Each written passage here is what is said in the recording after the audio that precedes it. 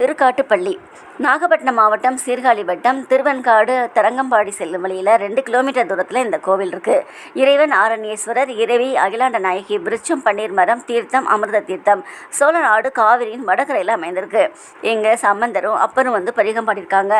புராண காலத்து பெயர் கிளை திருக்காட்டுப்பள்ளி. இங்கே இருக்கக்கூடிய சிறப்பு என்னென்னா, கருவறையில் இருக்கும் ஒரே ஆவுடையார் மீது 2 சிவலிங்கங்கள் அமர்ந்திருப்பது அபூர்வம். இந்த 2 லிங்கங்கள் பிரம்ம ஈஸ்வரர் அப்படின்னும் முனீஸ்வரர் என்றும் அழைக்கப்படுகிறார். இந்த ஆலயத்திற்கு ஆரண்ய முனிவரும் அக்னி தேவரும் வழிபாடு செஞ்சுருக்காங்க. இந்த ஆலயத்து இறைவனை வழிபாடு செய்யும் போது இழந்த செல்வம், பதவி மற்ற எல்லாமே கிடைக்கும் நமக்கு அப்படின்னு சொல்கிறாங்க. இங்கே விநாயகர் வழக்கமாக மூஷிக வாகனத்தில் இல்லாமல் நண்டு வாகனத்தில் இருந்து காட்சி தராரு. திருவிழான்னு பார்த்தா சிவராத்திரி, கந்த சஷ்டி, ஆருத்ரா தரிசனம், விநாயகர் சதுர்த்தியும் சிறப்பாக இருக்கும். தல வரலாறு என்ன அப்படின்னா, பிரம்மாவிடம் வரம் பெற்ற பிருத்ராசுரன் என்ற அசுரன் தேவர்களை துன்புறுத்தி வந்தான். தேவர்கள் எல்லாருமே இந்திரன்கிட்ட போய் முறையிட்டாங்க. அதனால் விருத்ராசுரனை இந்திரன் வதம் செய்தார். இதனால் இந்திரனுக்கு தோஷம் உண்டானது.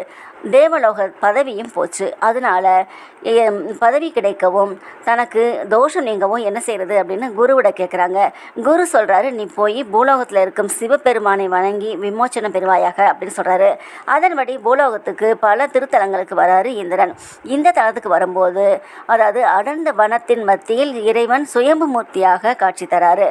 அங்கே சிவபூஜை செய்கிறாரு. மனமகிழ்ந்த சிவபெருமானம் இந்திரனுக்கு காட்சி தந்து, நியாயத்திற்காக செய்யும் செயல்கள் எத்தகையதாக இருந்தாலும் அதற்கு பாவம் கிடையாது அப்படின்னு சொல்லிட்டு அருள் புரிந்தார். அதுக்கப்புறம் ஒரு சாபத்தினால நண்டு வடிவம் எடுத்த கந்தர்வனால் வழிபாடு செய்யப்பட்ட இந்த விநாயகர் இங்கு நண்டு விநாயகர் அப்படின்னு அழைக்கிறாங்க. ஆலயத்தின் அமைப்பு எப்படி இருக்குன்னா, மேற்கு திசை நோக்கி அமைந்தது இந்த கோவில். முகப்பை தாண்டி உள்ளே சென்றால் நீண்ட பிரகாரம், அதன் நடுவே பலிபீடம், நந்தி மண்டபம், இருபுறமும் 2 சிவலிங்கங்கள் இருக்காங்க. அவங்கள தரிசித்து விட்டு உள்ளே சென்றால் முருகப்பெருமான் வள்ளிதேவையானோட நின்ற குளத்தில் காட்சி தராரு.